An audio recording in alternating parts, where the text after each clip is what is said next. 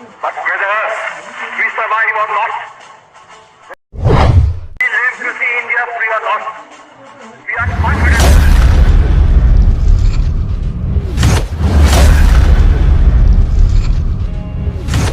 तुम मुझे खून दो, मैं तुम्हें आज़ादी दूंगा। इस नारे से देश की युवा शक्ति में एक अलग ही भाव जागृत होता था और इसी नारे को देने वाले हमारे सुभाष चंद्र बोस जी का जन्म 23 जनवरी 1897 को उड़ीसा के कटक नगर में हुआ। उनके पिता का नाम जानकीनाथ था, जो कटक के प्रतिष्ठित वकील थे। वैसे तो उनकी मां का नाम प्रभावती था, तो उसी प्रकार प्रभावती का प्रभाव उनके पुत्र सुभाष चंद्र पर था, क्योंकि प्रभावती का विश्वास श्री रामकृष्ण परमहंस पर बहुत था। वैसे तो सुभाष का घर धनवान नहीं था, लेकिन सुभाष को कभी भी गरीबी का भाव नहीं आया और सुभाष चंद्र बोस कभी भी आलस भी नहीं करते थे। जब सुभाष 5 वर्ष की कच्ची उम्र में थे, तभी उनका दाखिला एक विद्यालय में करा दिया गया और उनकी शिक्षिका श्रीमती यंग का वह बहुत आदर करते थे। उस विद्यालय में पढ़ने से उनकी अंग्रेजी में उच्चतर विकास हुआ, लेकिन उस विद्यालय के एंग्लो इंडियन और भारतीय बच्चों में अलग ही भेदभाव किया जाता था। सुभाष चंद्र बोस उक्त विद्यालय में 1908 तक अध्ययनरत रहे। वे अपनी कक्षा में सर्वप्रथम आते थे और अपनी क्लास में और अपने स्कूल में हमेशा टॉप करते थे। एक वर्ष अंग्रेजों के शासनकाल में जब वे ICSE की परीक्षा दे रहे थे और जब वे परीक्षा सभा में बैठे हुए थे, तब वहीं से एक उच्च अंग्रेजी अधिकारी आता है और अपनी अंगुली में से अंगूठी उतार कर सुभाष चंद्र बोस को दे देता है।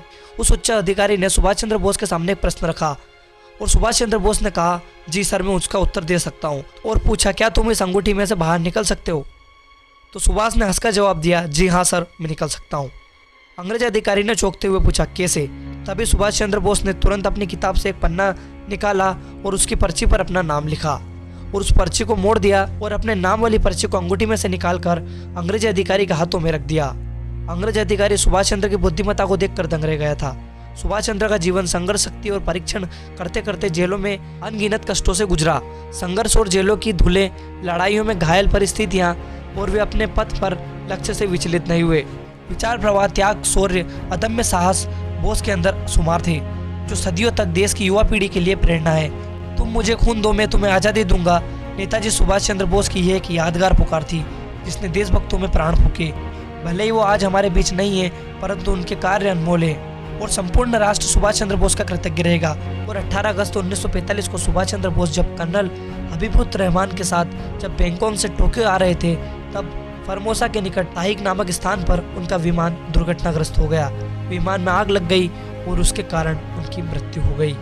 वैसे तो उनकी मृत्यु मिस्टीरियस है और उनकी मृत्यु का आज भी पता नहीं लगाया जाता, और इन्होंने जिस प्रकार उनका नाम बताया है कि टोक्यो में एक जगह है फॉर्मोसा और वहाँ पर ताइकोक नामक का एक स्थान है जहाँ पर दुर्घटनाग्रस्त हुई थी, और अगर वहाँ पर जाकर आज भी पूछा जाए कि उस समय क्या वहाँ पर कोई दुर्घटना हुई थी, तो उनका जवाब आता है बिल्कुल भी नहीं। तो फिर कैसे सुभाष चंद्र बोस की मृत्यु हुई, इसका रहस्य हमें आज तक पता नहीं चला है, और शायद ही अगर पता चल जाए तो फिर सोचिए आप क्या होगा।